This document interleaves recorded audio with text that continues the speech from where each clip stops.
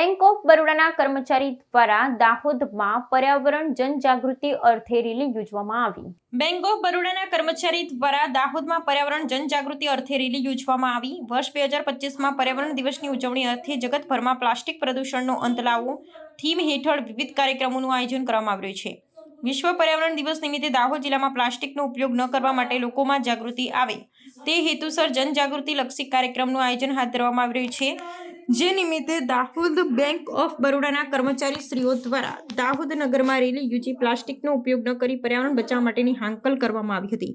પ્લાસ્ટિકનો ઉપયોગ થતો અટકે, પર્યાવરણ પ્રત્યે જનજાગૃતિ વધે અને પ્લાસ્ટિકનો ઉપયોગ સદંતર બંધ કરવામાં આવે તે માટે રેલી યોજવામાં આવી. જે દરમિયાન પર્યાવરણને લગતા સૂત્રોચ્ચાર કરી તેમજ બેનર્સ દ્વારા પણ લોકોમાં જાગૃતિ આવે તે માટેની પહેલ કરવામાં આવી હતી.